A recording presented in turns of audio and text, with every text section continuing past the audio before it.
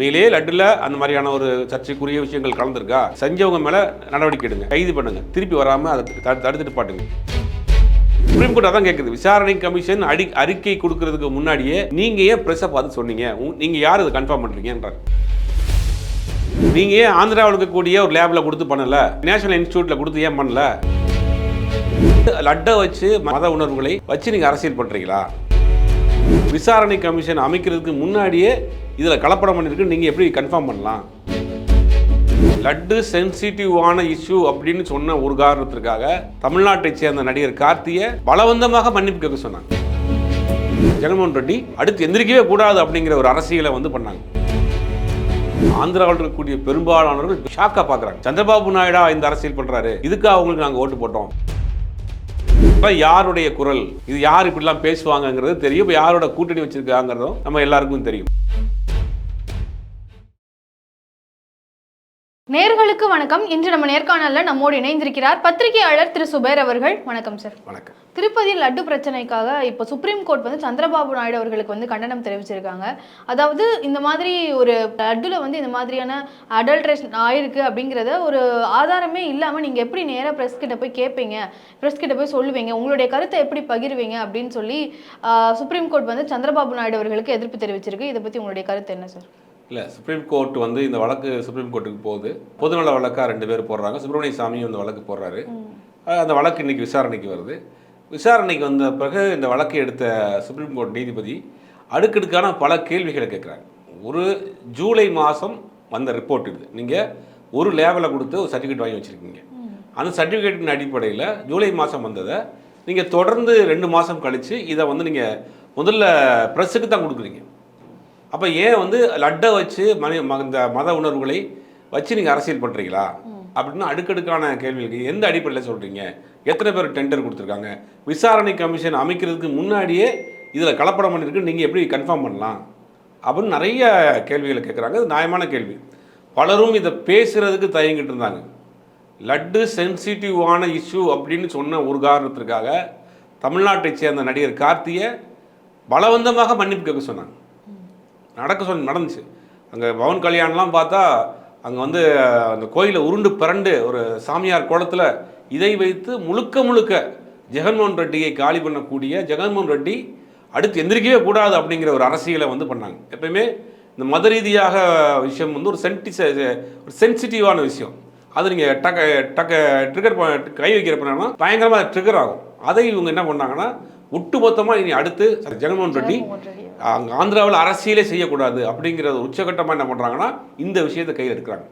இப்போ பலரும் சொல்லக்கூடிய கருத்து என்னென்னா, நீங்கள் உண்மையிலேயே கலந்துருக்குன்னா கலந்தவங்களை முதல்ல பிடிங்க, விசாரணை கமிஷன் வைங்க, யார் யார் கலப்படம் பண்ணியிருக்காங்க, அந்த நிறுவனம் எந்தெந்த நிறுவனம், அவங்க மேலே வழக்கு போடுங்க, ஆதாரத்தோடு பிடிங்க, அவங்கள ஜெயிலில் போடுங்க, அந்த டெண்டரை கேன்சல் பண்ணுங்கள். அப்படியே நடந்தாலும் இது வரைக்கும் கலப்படம் பண்ணி உண்மையிலே நடந்திருந்தா அதை ஏன் வெளியில் சொல்லணும் அப்படிங்கிறாங்க. இது வரைக்கும் வாங்கியிருப்பாங்க, சாப்பிட்டு அவங்க மனசெல்லாம் புண்படல. இது உணர்வு ரீதியான ஒரு விஷயம். இது இந்த இடத்துல நம்ம சாப்பிட்டு கலந்துருக்குமோ அப்படின்னு அவங்கள ஏன் ஒரு நம்பிக்கையிலேயே விளையாடுறீங்க. இப்போ நீங்கள் உண்மையிலே கலந்துருக்குன்னா நீங்கள் தண்டிச்சிருங்க, அதை நிப்பாட்டிடுங்க. அடுத்த கட்டமாக அவங்க மேலே நடவடிக்கை எடுங்க, திருப்பி வராமல் காப்பாற்றுங்க. அதை மக்கள் மத்தியில் ஒரு பீதியை ஏற்படுத்தக்கூடிய விஷயத்தை, மக்கள் மத்தியில் ஒரு அவநம்பிக்கை ஏற்படக்கூடிய விஷயத்தை, இதை வைத்து அரசியல் பண்ணக்கூடிய விஷயத்தை ஏன் செய்கிறீங்கன்னு பலரும் பேசினாங்க. அதைத்தான் இன்னைக்கு சுப்ரீம் கோர்ட் கேட்டிருக்கு. அதே மாதிரி ஜெகன்மோகன் ரெட்டி அவர்கள் திருப்பதி பெருமாளை போய் தரிசிக்கிறதுக்காக போகிறப்போ அவருக்கான தடை விதிக்கப்பட்டிருந்தது. ஏன்னா அவர் மற்ற இன்னொரு மதத்தை சேர்ந்தவர், அவர் ஒரு கிறிஸ்டியன் அப்படிங்கிற அடிப்படையில் அவர் கோயிலுக்குள்ளே போகக்கூடாது அப்படின்னு சொல்லி சந்திரபாபு நாயுடு அவர்கள் சொன்னதா சொல்கிறாங்க. அதே மாதிரி அக்ரிமெண்ட் சைன் பண்ணணும், அந்த அக்ரிமெண்ட்டை சைன் பண்ண இவர் டினை பண்ண காரணத்தினால இவர் ஒரு ஆன்டி ஹிந்து. இவர் முன்னாடி இருந்த சோனியா காந்தி அவர்களாக இருக்கட்டும், அப்துல் கலாமா இருக்கட்டும், இவங்க எல்லாருமே சைன் பண்ணிட்டு தான் போனாங்க. ஆனால் இவர் சைன் பண்ணவே மறுக்கிறார். இது ஒரு ஆன்டி ஹிந்து, இவர் ஹிந்துக்களுக்கு எதிரானவர் அப்படின்னு சொல்லி அவர் ஒரு சித்தரிக்கிறதுக்காக ஒன்று பண்றாங்க இல்லையா? அதை நீங்க எப்படி பாக்குறீங்க? அதாவது சந்திரபாபு நாயுடு வளர்ச்சியை நோக்கி அரசியல் செய்வார் அப்படின்னு ஆந்திரா மக்கள் ஓட்டு போட்டாங்க. ஜெகன்மோகன் ரெட்டி மீது ஒரு சிறிய அதிருப்தி இருந்தது. ஆனால் அது சந்திரபாபு நாயுடு ஒரு வளர்ச்சியை நோக்கி போவார். இதுக்கு முன்னாடி ஆட்சி காலத்தில் சந்திரபாபு நாயுடு இருந்தப்போ என்ன பண்ணாருன்னா நிறைய ஐடி கம்பெனியை கொண்டு வந்தார். ஆந்திரா தெலுங்கானா பிரிக்கப்பட்ட பிறகு நிறையா டெவலப்மெண்ட் விஷயத்து பண்ணார். அதெல்லாம் செய்யாமல் இப்போ சந்திரபாபு நாயுடு இந்த மத ரீதியான விஷயங்களை கையில் எடுத்துட்டு இந்த மாதிரி அரசியல் பண்ணுறத ஆந்திராவில் இருக்கக்கூடிய பெரும்பாலானவர்கள் பெரிய ஷாக்காக பார்க்குறாங்க. சந்திரபாபு நாயுடா இந்த அரசியல் பண்ணுறாரு, இதுக்கு அவங்களுக்கு நாங்கள் ஓட்டு போட்டோம். ஒய்எஸ்ஆர் காங்கிரஸ் ஜெகன்மோகன் ரெட்டியை வந்து நீங்கள் மொத்தமாகவே அரசியல் இருந்து அவர் தொடச்சி எறிஞ்சிடணும், இனி அவர் தலை தூக்கிடவே கூடாது.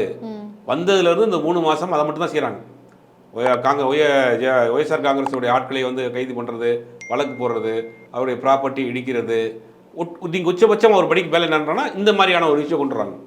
அப்போ அவர் வந்து இந்துவே இல்லை. இதெல்லாம் யாருடைய குரல், இது யார் இப்படிலாம் பேசுவாங்கங்கிறது தெரியும். இப்போ யாரோட கூட்டணி வச்சுருக்காங்கிறதும் நம்ம எல்லாருக்கும் தெரியும். அதே மாதிரி ஒய்எஸ்ஆர் கட்சியோட உறுப்பினர்கள் இருக்கக்கூடிய ரோஜா அவர்கள் வந்து சந்திரபாபு நாயுடு அவர்கள் வந்து முதலமைச்சராக ஆகணும் அப்படின்னா அவர் என்ன வேணாலும் செய்வார், அவருடைய வரலாறே அப்படிதான் இருக்கு, அவங்களுடைய குடும்ப விஷயங்களையும் எடுத்து பேசியிருந்திருக்காங்க. அதே தான் வந்து இந்த ஒரு விஷயத்துலையுமே வந்து கடவுளை வச்சு அரசியல் பண்ணி ஜெகன்மோகன் ரெட்டி அவர்களை வந்து வீழ்த்தணும்னு பார்க்குறாரு, அந்த மாதிரி பேசியிருக்கிறாங்க.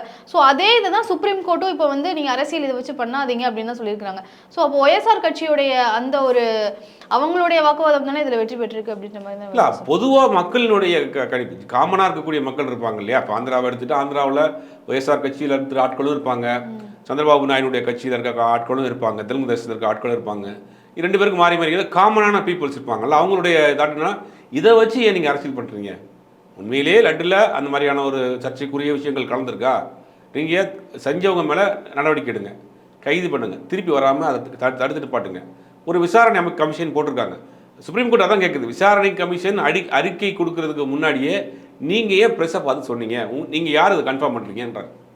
சுப்ரீம் கோர்ட் அடிக்கடிக்கான கேள்வி. மதத்தை வைத்து லட்டை வச்சு நீங்கள் அரசியல் பண்ண பார்க்குறீங்களா, ஒரு சென்சிட்டிவான ஒரு புனிதமான விஷயத்தை வந்து அரசியல் என் கையில் எடுக்கிறீங்கன்னு நீங்கள் அடுக்கடுக்கான கேள்விகளை சுப்ரீம் கோர்ட் கேட்டிருக்கு. இந்த அதுக்கு ஒரு 2 நபர் விசாரணை கமிஷன் ஒன்று போட்டிருக்காங்க. அது விசாரணை நடக்க போகுது.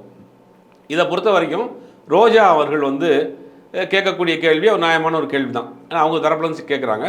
ரோஜா இன்னொரு விஷயத்தையும் சொல்கிறாங்க, நீங்கள் அந்த ஆந்திரா இப்போ தமிழ்நாட்டில் ஒரு கிங் இன்ஸ்டியூட் இருக்குன்னா அதில் கொடுத்து தான் செக் பண்ணுவாங்க சில விஷயங்களை.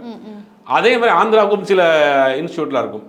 நீங்கள் அதெல்லாம் விட்டுட்டு இந்த சாம்பிள் எடுத்துகிட்டு கொண்டு போய் ஏன் குஜராத்தில் ஒரு ப்ரைவேட் இன்ஸ்டியூட்டில் கொடுத்துட்டு வந்து அதை டெஸ்ட் பண்ண ஒரு காப்பி வச்சுட்டு இதை காட்டுறீங்க. அதே மாதிரி 10 கேன் வந்து நாங்கள் டெஸ்ட் பண்ண கொடுத்துருந்தாங்க, அதில் 6 கேன் வந்து திருப்பதி தேவஸ்தானத்தால் அக்செப்ட் பண்ணப்பட்டுருச்சு, மீதி 4 கேனை தான் வந்து டெஸ்ட் பண்ண கொடுத்தாங்க. அந்த 4 கேனில் தான் இந்த மாதிரியான ரிப்போர்ட் வந்து வெளியாகிருக்கு, அதுவும் சந்திரபாபு நாயுடு அவர்கள் தான் வெளியிட்டிருக்காரு அப்படின்ற மாதிரி சொல்கிறாங்க. ஸோ அந்த 4 கேனுங்கிறது வந்து சர்ச்சைக்குரிய ஒன்றா இருக்குது அப்படின்ற மாதிரி தான். 4 கேன் மட்டும் சர்ச்சைக்குரிய விஷயம் இல்லை, அவங்க கொடுத்த ரிப்போர்ட்டே சர்ச்சைக்குரிய விஷயமா இருக்கு. இப்போ நீங்கள் ஏன் ஆந்திராவில் இருக்கக்கூடிய ஒரு லேபில் கொடுத்து பண்ணலை, இல்லை இன்று நேஷனல் இன்ஸ்டியூட்டில் கொடுத்து ஏன் பண்ணல, கிங் மாதிரி ஒரு நேஷனல் இன்ஸ்டியூட்டில் கொடுத்து ஏன் பண்ணல, குஜராத்தில் இருக்கக்கூடிய தனியார் ஒரு இன்ஸ்டியூட்டில் லேபில் கொடுத்து நீங்கள் வந்து இதை டெஸ்ட் பண்ணி ஒரு சர்டிஃபிகேட்டை வாங்கி வச்சுட்டா யார் நம்புவா? இப்போ ஆந்திராவில் திருப்பதியில் லட்டு மட்டும் போடலை, சாப்பாடு போடுறாங்க, பிரசாதம் போடுறாங்க, எல்லாத்துக்கும் நெய் பயன்படுத்துகிறாங்க, அப்போ எல்லாத்துலேயும் கலந்துருக்கான்னு நான் கேட்கல, ரோஜா கேட்குறாங்க. அவங்க கேட்குற விஷயத்தில் ஒரு நியாயம் இருக்கா இல்லையா? நீங்கள் வந்து அப்போ அவங்களுக்கு ஒரு நமக்கே ஒரு ஏதாவது ஒரு உடம்பு சரியில்லை, ஒரு டெஸ்ட் எடுக்கிறோம், நமக்கு பிடிக்காத ஒரு ரிசல்ட் வந்துருச்சு அப்படின்னா இன்னொரு இடத்த எடுத்து பார்ப்போம், சரி ரைட் ஓகே இது உண்மையாக இருக்கான்றது கன்ஃபார்ம் பண்ணிக்கிறதுக்காக. ஆனால் இந்த மாதிரியான ஒரு சென்சிட்டிவான விஷயத்தில் ஒரு ப்ரைவேட் இன்ஸ்டியூட் கொடுத்த ப்ரைவேட் லேபு கொடுத்த ஒரு சர்டிஃபிகேட்டை வச்சுக்கிட்டு ஒட்டுமொத்தமாக இவ்வளோ பிரபகண்டா பண்ணி அங்கே ஒரு பெரிய ஆர்ப்பாட்டம் பண்ணி அங்கே ஒரு பெரிய ஒரு கலவரத்தை உண்டு பண்ணி மக்களை வந்து ஒரு பீதி அடைய வச்சு ஆந்திராவுக்கு திருப்பதி கோயிலுக்கு ஆந்திராவை சேர்ந்த மட்டும் போகல, இந்தியாவில் இருக்கக்கூடிய பல மாநிலத்தில் மக்களும் போகிறாங்க. அப்போ எல்லாருக்கும் மனசில் ஒரு குற்ற உணர்வை கொண்டு வந்துட்டாங்கல்ல. அப்போ நம்ம சாப்பிட்டதுலாம் அப்படி இருக்குமோ அப்படிங்கிற ஒரு அச்சத்தை, ஒரு குற்ற உணர்வை, ஒரு கில்டினஸை கொண்டு வந்துட்டார் இல்லையா? அது ஏன் கொண்டு வந்தீங்கன்னா சுப்ரீம் கோர்ட்டும் கேட்குது. அதே மாதிரி பவன் கல்யாண் அவர்களும் ஜெகன்மோகன் ரெட்டி அவர்கள் மீது தான் வந்து அக்யூசேஷன் வைக்கிறாரு. ஏன்னா வந்து இப்படி ஒரு தவறு நடந்திருக்கு அப்படின்னா தவறு நடந்ததுக்கு மன்னிப்பு கேட்டுக்கிறேன், இந்த மாதிரி நான் நடக்காமல் பார்த்துக்கிறோம், தவறு இதை செஞ்சவங்களுக்கு நான் வந்து தண்டனை வாங்கி கொடுக்குறேன், இந்த மாதிரியே தான் வந்து சொல்லியிருக்கணும். ஆனால் ஜெகன்மோகன் ரெட்டி வந்து தவறு செஞ்சது யார் அப்படிங்கிறது தெரியும் அவருக்கு, அவங்கள வந்து காப்பாற்ற பார்க்குறாரு அப்படின்ற மாதிரி ஒரு அக்யூசேஷன் வைக்கிறாரு. ஸோ இதை எப்படி பார்க்குறீங்க? இல்லை, இதே நேரத்தில் ஒய்எஸ்ஆர் காங்கிரஸினுடைய நிர்வாகியாக இருக்கிறவர், அந்த தேவஸ்தானம் போல ட்ரஸ்டில் இருக்கார், அவர் என்ன சொல்கிறாரு, நான் சத்தியம் பண்ணுறேன், கோயிலில் சத்தியம் பண்ணுறேன், நான் செய்யவே இல்லை, இந்த மாதிரி நடக்கவே இல்லைன்னு சத்தியம் பண்ணுறேன், அதை அவங்க வந்து ஏற்றுக்குருவாங்களான்னு கேட்குறாரு. அவர் கேட்குற பாயிண்ட் ஆஃப் வியூனா ஒரு சென்சிட்டிவான விஷயம்னால நான் அப்படி பண்ணுறேன்னு கேட்குறாரு.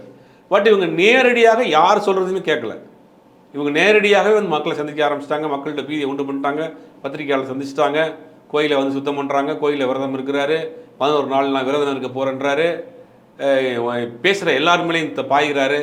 தமிழ்நாட்டை சேர்ந்த கார்த்தி இதை பற்றி நான் பேச மாட்டேன்னு சொன்னதுக்கு மன்னிப்பு கேட்க வைக்கிறாரு. இதை ஒரு ஒரு என்ன சொல்கிறது, வடிவேல் காமெடி சொன்ன மாதிரி உக்கிரமா இருக்காங்கல்ல, அந்த மாதிரி உக்கிரமா பண்ண ஆரம்பிச்சாரு. அதான் சார், இது வந்து இந்த லட்டு பிரச்சனை வந்து சாதாரண விஷயம் இல்லை. பவன் கல்யாண் அவர்கள் வந்து சொல்றது என்னன்னா, இது வந்து ஒரு நார்மல் விஷயம் இல்லை, சனாதானத்துக்கு எதிராக எடுக்கப்பட்ட ஒரு விஷயம், சனாதானத்தை அழிக்கணும்னு பண்ணக்கூடிய ஒரு விஷயம். அதுவும் வந்து இது மற்ற மதத்தை சேர்ந்த ஹிந்துக்களோ இல்லை கிறிஸ்தவர்களோ வந்து பண்ணலை, ஹிந்துக்களுக்கு எதிராக, ஹிந்து மதத்துக்கு எதிராக வந்து பண்றாங்க. இது வந்து தீவிரமா வந்து பார்க்க வேண்டிய ஒரு விஷயம் அப்படின்ற மாதிரி பேசியிருக்கிறாரு. அதே மாதிரி பிரகாஷ் ராஜ் அவர்களுக்கு வந்து ஒரு கண்டனம் தெரிவிச்சிருக்காரு. அதாவது பிரகாஷ் ராஜ் அவர்கள் வந்து பங்களாதேஷ் விஷயம்லாம் இந்த மாதிரியான விடயங்கள்லாம் நடக்குது, அதுக்கு எந்த மாதிரியான கருத்துக்களும் தெரிவிக்கல. ஆனா இந்த லட்டு பிரச்சனைக்கு வந்து அவர் எதுக்கு கருத்து தெரிவிக்கிறாரு, ஒரு மாதிரி பயாஸ்டா இருக்கிறாரு. செகுலரிசம்னு பேசுறீங்க, ஆனா வந்து ஒரு மதத்துக்கு பாகுபாடும் இன்னொரு மதத்துக்கு இது மாதிரி பாகுபாடு பாக்குறீங்க அப்படிங்கிற மாதிரி பேசியிருக்கிறாரு. இல்லை, பிரகாஷ் ராஜ் வந்து அவர் சொல்கிற விஷயம் என்னன்னா, உண்மையிலேயே அது நடந்திருந்தா கண்டிப்பாக தண்டிக்கப்படணும். ஆனால் அது உண்மையான கண்டுபிடிக்கிறதுக்கு முன்னாடி ஏன் நீங்கள் சொல்கிறீங்கன்னா, பிரகாஷ் ராஜும் கேட்குறாரு, சுப்ரீம் கோர்ட்டும் கேட்குது, அங்கே இருக்கக்கூடிய நடுநிலையாக இருக்கக்கூடிய மக்களும் கேட்குறாங்க. உண்மையிலேயே அப்படி ஒரு தவறு நடந்திருக்கா, அவங்களுக்கு நீங்கள் கடுமையாக தண்டிங்க. நீங்கள் இவர் சொல்கிற குற்றச்சாட்டுக்கெல்லாம் ஆதாரம் என்ன இருக்குது? அவனுக்குலாம் ஒரு பெரிய லிஸ்ட் வைக்கிறாரு, ஒரு அழிக்கிறதுக்கு ஒரு பெரிய குரூப் வேலை செஞ்சுருக்காங்க, வெளியிலேருந்து இல்லை உள்ளுக்குள்ளே செய்கிறாங்க அப்படின்னா அவங்க யார்? விசாரணை கமிஷன் வச்சுருக்கீங்க, விசாரணை கமிஷன் கொடுக்கக்கூடிய அறிக்கை வரட்டும், அந்த அறிக்கையின் பேஸ் பண்ணி யார் யார் பண்ணியிருக்காங்களோ அவங்க மேலே நடவடிக்கை எடுங்க, தப்பு கிடையாது. ஆனால் அதெல்லாம் வர்றதுக்கு முன்னாடியே அதை நம்பிக்கையின் பிரகாரம் இருக்கக்கூடிய மக்களை ஏன் நீங்கள் அச்சமடைய வைக்கிறீங்க, பீதியடைய வைக்கிறீங்க, அவங்க மனசையை சஞ்சலப்பட வைக்கிறீங்க? அதான் கேட்குறான். அதுதான் சுப்ரீம் கோர்ட்டும் கேட்குறது, பிரகாஷ் ராஜ் அதான் கேட்குறாரு, பெரும்பாலான மக்கள் அதான் கேட்குறாங்க. அப்போ நீங்கள் ஒரு ரிசல்ட் வர்றதுக்கு முன்னாடி, ஒரு விசாரணை கமிஷன் அறிக்கை வர்றதுக்கு முன்னாடி, ஒன்னொரு லேபில் டெஸ்ட் வர்றதுக்கு முன்னாடி இதை ஏன் போய் பெருசாக எடுத்து கொண்டு போகிறீங்க? ஒரு பெரிய இஷ்யூ, அது ஒரு சென்சிட்டிவான விஷயம், மக்களுடைய நம்பிக்கை சார்ந்த விஷயம். அதை நீங்கள் வந்து பொது வழியில் சொல்கிறப்ப ஒன்றுக்கு ரெண்டு முறை அதை கிளாரிஃபை பண்ணி தானே சொல்லணும்.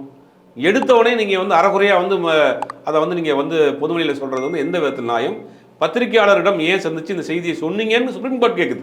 அதான் சார், இப்போ அவர் கேட்குறது என்னன்னா, செகுலரிசம் பேசுகிறவங்க வந்து மதத்தில் வந்து பாகுபாடு பார்க்குறாங்க. இப்போ இதே வந்து முஸ்லீம் மதத்தில் ஏதாவது பிரச்சனை வந்தாலோ இல்லை கிறிஸ்தவர்களுக்கு நடுவில் ஏதாவது பிரச்சனை வந்தாலோ அதுக்கு எந்த விதமான கருத்துக்களும் சொல்ல மாட்டீங்க. ஆனால் ஹிந்து மதத்தில் ஏதாவது ஒரு பிரச்சனை இருந்துச்சுன்னா அதுக்கு வந்து பதில் சொல்கிறீங்க, அதுக்கு வந்து உங்களை கருத்துக்களை தெரிவிக்கிறீங்க, நீங்கள் வந்து ஹிந்து மதத்தை வந்து ஈஸியாக எடுத்துக்கிறீங்க அப்படிங்கிற மாதிரி பேசியிருக்கிறாரு. இல்லை, நீங்கள் இந்தியாங்கிறது ஒரு இந்து நாடு தான், 130 கோடி பேரில் 100 கோடி மக்கள் இந்து மக்கள் தான். அப்புறம் வேறு யார் கருத்து சொல்லுவா? நம்ம வீட்டில் ஒரு பிரச்சனை நம்ம வீட்டில் இருக்க ஆட்கள் சொல்லுவாங்க, வெளியால் எப்படி சொல்லுவாங்க? அதுதான் அவர். ஆனால் மற்ற மதத்தில் இருக்கிறது வந்து பிரச்சனை, அந்த பிரச்சனைகளுக்கு வந்து பேர் அதெல்லாம் சின்ன சின்ன ஒரு குழு தானா? மேஜர் யார்? இங்கே 100 கோடி பேர் யார் இருக்கா? இப்போ அந்த சின்ன சின்ன குழு அவங்க பிரச்சனை அவங்க பார்த்துருவாங்க. மேஜராக இருக்கிறவங்க பிரச்சனை நம்ம தானே பேசுவோம். அந்த வீட்டுக்குள்ளே ஒரு பிரச்சனை இருக்குன்னா அந்த வீட்டுக்குள்ளே இருக்காங்க அடுத்த வீட்டுக்காரன் வந்து பேசுவான். இதை வந்து நீங்கள் இப்படி பிளேம் பண்ணுறீங்க. அதாவது முழுக்க பவன் கல்யாணுடைய அந்த தாட்டு, சிந்தனை, அவருடைய ஆட்டிடியூட்டு, அவருடைய அரசியல் எல்லாமே வேறு ஒரு தளத்தில் மாறி வேறு ஒரு டோனாக பேசிகிட்டு இருக்காரு. இப்போ பேசக்கூடிய ஆட்களை அதுக்கு பதில் சொல்ல முடியாமல் அவர்களுக்கு நேரடியாக தாக்குறது, இந்த வேலையை தான் அவங்க செய்வாங்க, அந்த வேலையை தான் இவரும் செய்கிறாரு. அப்போ இதுக்கு எல்லாம் வந்து நீங்கள் சுப்ரீம் கோர்ட் கையில் எடுத்துருச்சு. சுப்ரீம் கோர்ட் அடுக்கடுக்கான கேள்விகள் கேட்குது, அதுக்கெல்லாம் சுப்ரீம் கோர்ட்டில் பதில் சொல்லி தான் ஆகணும். சரி, இப்போ ஒரு பக்கம் வந்து பவன் கல்யாண் அவர்களாக இருக்கட்டும், இல்லைன்னா சந்திரபாபு நாயுடு அவர்கள்லாம் இது ஒரு பெரிய பிரச்சனை. ஏன்னா லட்டு அப்படிங்கிறதுல வந்து ஹிந்துக்களுடைய எமோஷன்ஸே வந்து கொச்சப்படுத்துகிற வகையில் இப்படி ஒரு விஷயம் நடந்திருக்கு, இதை வந்து பெரிய விஷயம் அப்படிங்கிற மாதிரி பேசுகிறாங்க. ஆனால் மறுபக்கத்தில் தமிழகத்தில் இருக்கக்கூடிய கட்சிகளாக இருக்கட்டும், குறிப்பாக நாம் தமிழர் கட்சி சீமான் அவர்கள்லாம் வந்து இந்த பிரச்சனை அப்படிங்கிறது ஒரு சாதாரண விஷயம், இப்போ லட்டுல வந்து இப்போ என்ன மாட்டு கொழுப்பு கலந்ததுனால இப்போ என்ன பிரச்சனை ஆகிடப்போகுது, இதை போய் எவ்வளோ பேசுகிறீங்க அப்படின்னு பேசுகிறாங்க. இதை எப்படி பார்க்குறீங்க சார்? இல்லை, அது கலந்துட்டா ஏன் அப்படி பண்ணால் ஒரு நம்பிக்கை இல்லை. இப்போ வந்து ஒரு புனிதமாக நினைக்கக்கூடிய விஷயம், பிரசாதம்ங்கிறது ஒரு புனிதமான விஷயம், அதில் ஒரு தப்பான விஷயம் கலந்துருக்குங்கிறது மன்னிக்க முடியாத விஷயம், மறுக்க முடியாத விஷயம். அந்த மாதிரி செஞ்சுருக்கவங்களுக்கு கடுமையாக தண்டிக்கணும், தண்டனை கொடுக்கணும். அதை பற்றி மாற்று கருத்தே கிடையாது. ஏன்னா அது உணர்வுபூர்வமான விஷயம். அதை பலரும் வந்து அதை வந்து பிரசாதமாக நம்ம வாங்கி சாப்பிட்டுக்கிட்டு இருக்காங்க. அப்படிங்கும்போது அதில் வந்து தவறு நடந்திருந்தால் தயவுதாட்சணம் இன்றி கண்டிக்கணும். சீமான் அவர்கள் என்ன சொல்லியிருக்காரு அப்படின்னா, அப்புறம் சுப்ரீம் கோர்ட் சொன்ன அதே விஷயத்தை தான் வேற ஒரு டைமென்ஷனில் சொல்கிறார். முதல்ல நீங்கள் வந்து இது யாராக இருக்காங்க, அந்த மாதிரி கலப்பு நடந்திருக்கா, முதல்ல அதை வந்து ரெக்கவரி பண்ணுங்கள், மீண்டும் அதை யூஸ் பண்ணக்கூடாதுன்னு வைங்க, ஆர்டர் கேன்சல் பண்ணுங்கள், அது மாதிரி இனிமேல் நடக்காமல் பார்த்துக்குங்க, இதை வந்து பெருசாக ஒரு இஷ்யூ ஆக்கி மக்கள் மனசையும் குழப்புறீங்க, பீதியடைய வைக்கிறீங்கன்னு தான் கேட்குறாரு. அதுதான் சுப்ரீம் கோர்ட்டும் கேட்குது. இந்த மாதிரி விஷயங்கள் சுப்ரீம் கோர்ட்டாக இருக்கட்டும் இல்லை மற்ற கட்சிகள் எல்லாருமே இது ஒரு பெரிய விஷயமா ஆக்காதீங்க அப்படின்னு சொல்லிட்டு இருக்கிற நேரத்தில் மதுவந்தி இல்லைனா இப்போ பரிதாபங்கள் அவங்களுடைய வீடியோ எல்லாம் பார்த்து பல பேர் வந்து பல கருத்துக்களை வந்து தெரிவிக்கிறாங்க இல்லையா சார்? அது ஒரு வேற ஒரு டைமென்ஷனில் போய்கிட்டு இருக்கு இல்லையா? அதை பற்றி உங்களுடைய கருத்து? அவர்களுக்கு நாட்டை பற்றியோ வளர்ச்சியை பற்றியோ பொருளாதாரத்தை பற்றியோ வேலைவாய்ப்பை பற்றியோ சமூக நீதியை பற்றியோ எதை பற்றியும் அவங்களுக்கு கவலையே கிடையாது. எதை பற்றி பேசவும் மாட்டாங்க. நாட்டில் என்ன நடந்தாலும் வாய் திறக்க மாட்டாங்க. அவர்களுக்கு தேவை இந்த மாதிரியான விஷயத்தை, சென்சிட்டிவான விஷயத்தை கையில் எடுத்து அரசியலாக்குறது தான் அவங்களுடைய வேலை. காலங்காலமாக அதை தான் செஞ்சுக்கிட்டு இருக்காங்க. இப்பயும் இதை செய்கிறாங்க. அதுக்கு பக்கபலமாக இந்த பக்கமும் லெஃப்ட் சைடில் பவன் கல்யாணும், ரைட் சைடில் சந்திரபாபு நாயுடும் எடுத்து அதை அங்கே அந்த வேலையை ஆரம்பிச்சிட்டாங்க ஆந்திராவில். அது சுப்ரீம் கோர்ட்டு இப்போ கண்காணிச்சிருக்கு. அது சுப்ரீம் கோர்ட் இதை பற்றி பேசியிருக்கு. வரக்கூடிய காலங்களில் சுப்ரீம் கோர்ட் கொடுக்கக்கூடிய டைரக்ஷன் பிரகாரம் தான் இந்த வழக்கு போக போகுது. அப்புறம் கொஞ்சம் நாளில் இதில் என்ன நடந்திருக்கு, உண்மையிலேயே நடந்திருக்கா, இதுக்கு பின்னாடி என்ன இருக்குங்கிறத விசாரணையில் தெரிய வந்துடும். ஓகே சார், இன்றைய அரசியல் சூழல் குறித்து பல தகவல்கள் எங்ககிட்ட பகிர்ந்துகிட்டதுக்கு ரொம்ப நன்றி.